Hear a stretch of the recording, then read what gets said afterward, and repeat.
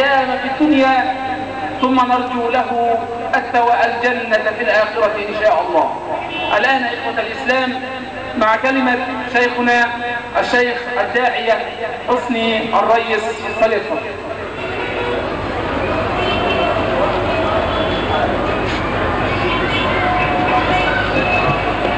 السلام عليكم ورحمة الله. طبتم وطاب ممشاكم وجعل الله عز وجل الجنة مثواكم، وجزاكم الله خيرا على كل خطوة خطوتموها من أجل نصر شريعة الله عز وجل. بعد حمد الله والصلاة والسلام على رسول الله صلى الله عليه وسلم نقول: قال الله عز وجل: ثم جعلناك على شريعة من الأمر فاتبعها ولا تتبع أهواء الذين لا يعلمون إنهم لن يغنوا عنك من الله شيئا وإن الظالمين بعضهم أولياء بعض والله ولي المتقين. هذا بصائر للناس، هذا بصائر للناس. ثم جعلناك على شريعة من الأمر، فلا بد أن نتبع هذه الشريعة.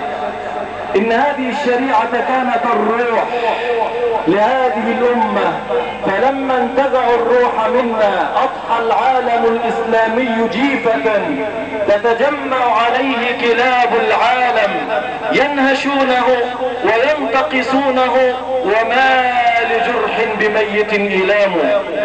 أيها الإخوة الأفاضل، إني لا أريد أن أطيل عليكم، ولكني أريد أن أنبهكم عدة تنبيهات.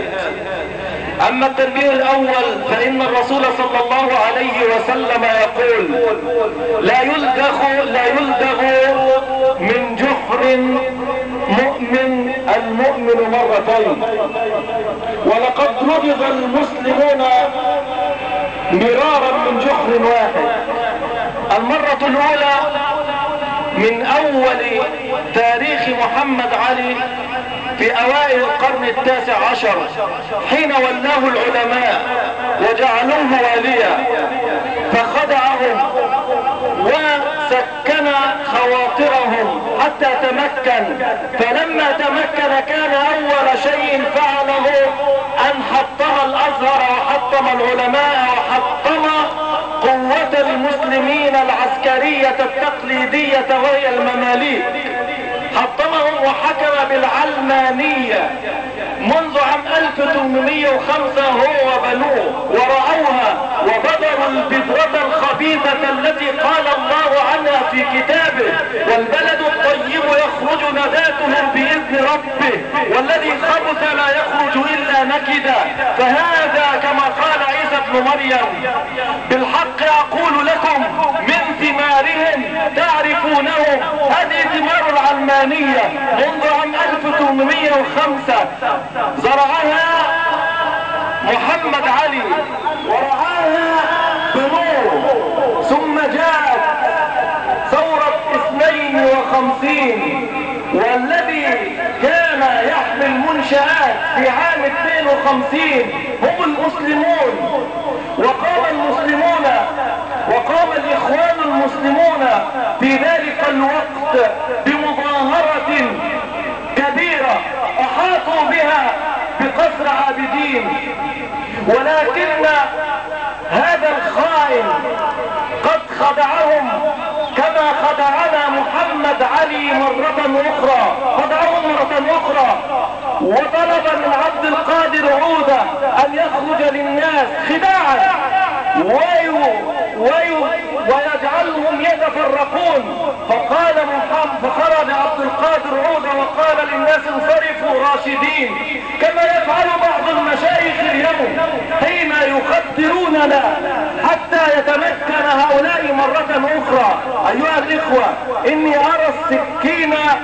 إني أرى السكينة تسن وأرى الذبيحة تراح حتى يخدعونا حتى من مصيبة صراطهم التي ضلوا فيها وكسروا فيها، حتى والله لو سكتنا وخدعنا هذه المرة ونذقنا وتخبرنا لفعلوا بنا كما فعل جمال عبد الناصر بالإخوان المسلمين، إذ إنه في يوم واحد بعد أن تمكن منهم اعتقل 18,000 في يوم واحد، ثم حكم بالقهر والظلم والسجون والتعذيب ما يتحدث عنه وحدث عن البحر ولا حرج. أيها الإخوة إن المسلمين خضعوا، واليوم أرى تبويس اللحى وأرى الخداع مرة أخرى حتى يتمكنوا منا. والله إن هذه المرة لو لم نطبق شرع الله ولو لم نقف يقظين متمسكين بكتاب ربنا والله لنذبحن في بيوتنا ذبح الشيع، ولا تعودن الكرة مرة أخرى، ولا معتقلا ولا مذبحا، ولا يفرق بيننا وبين ما نشتهي. إنهم الآن يخدعوننا لأنهم في حالة من عدم الاتزان، ولكنهم لو عادوا إلى اتزانهم ونحن نمنا ونحن تخدرنا ستعود الكرة مرة أخرى. اسمعوا إلى العلمانيين يرمونكم عن قوس واحدة، اسمعوا عن العلمانيين يرمونكم عن قوس